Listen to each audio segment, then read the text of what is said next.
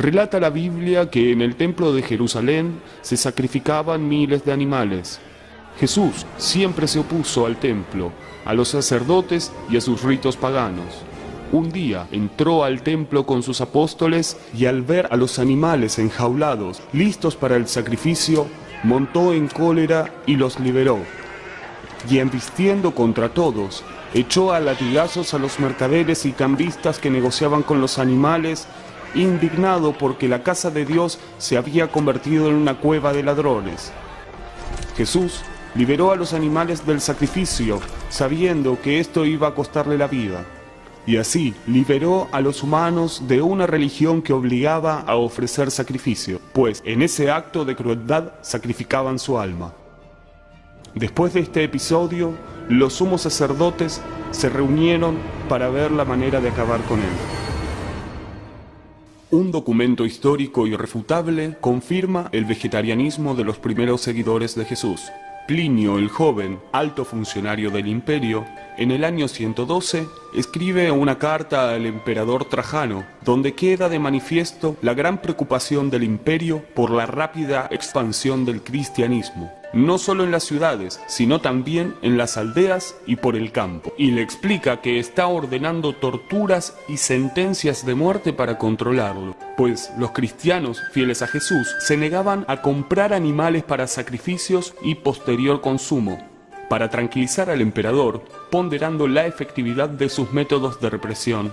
Plinio dice: sin embargo, me parece que se los puede contener y acallar. De hecho, me consta que los templos que se habían quedado casi desiertos comienzan de nuevo a ser frecuentados y las ceremonias rituales que se habían interrumpido hace tiempo son retomadas y que por todas partes se vende la carne de las víctimas que hasta ahora tenían escasos compradores.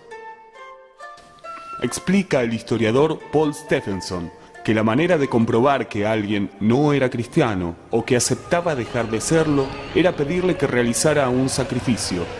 Como las mártires Blandina, Perpetua y Felicitas, muchos otros se negaron, siendo entonces torturados y asesinados ante la muchedumbre. Arami Brantina hierapi Isis. Eristiani de mí. Touk, hace buto.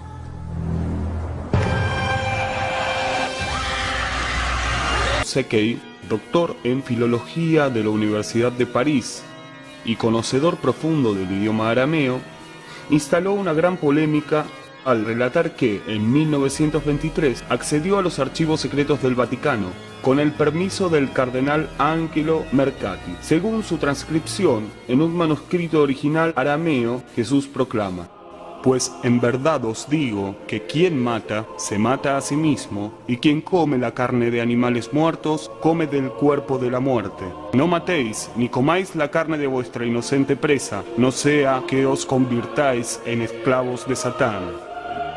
Junto a los ebionitas de raíz esenia, también fueron vegetarianos los elcasaitas y la mayor parte de los numerosos cristianos gnósticos, todos los cuales negaban la veracidad del irascible Dios del Antiguo Testamento, adoptando solo el Nuevo. Mientras tanto, otro grupo de cristianos, llamados luego católicos, ganaría poder político al lograr ciertos acuerdos con el sanguinario Imperio Romano. Desterrar el vegetarianismo fue uno de ellos, mientras el cristianismo se preparaba para ser la religión oficial del Imperio Romano.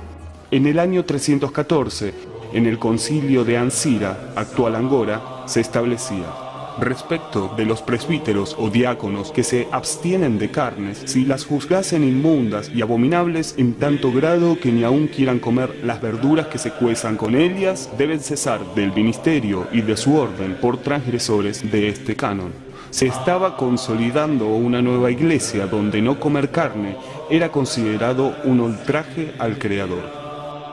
Los documentos originales cristianos fueron alterados para hacerlos aceptables al emperador Constantino. Al celebrarse el concilio de Nicea en el año 325, los cristianos vegetarianos fueron considerados herejes. Desde entonces tuvieron que oficiar en secreto o arriesgarse a ser asesinados.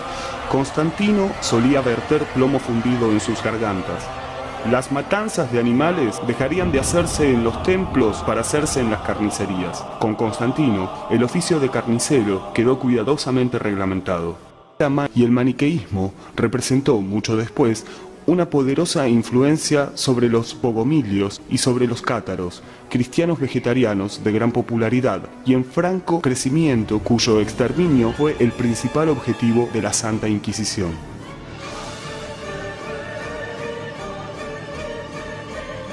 Pero en los comienzos se necesitaron santos funcionales al imperio. San Agustín argumentó que los animales no tienen un alma inmortal, no son racionales y que están en el mundo únicamente para uso humano. Mucho después, Santo Tomás de Aquino ratificaría esa creencia. Monseñor Mario Canziani, que fue consultor de la Congregación para el Clero de la Santa Sede, se sumó con sus libros El Arca de Noé y La Última Cena de los Esenios a la defensa de que Jesús no comió el Cordero Pascual, refutando categóricamente ese mito. Según Canziani, los esenios seguían un calendario que fijaba la Pascua al menos un día antes de la fecha establecida por el calendario judío oficial y la celebraban sin cordero.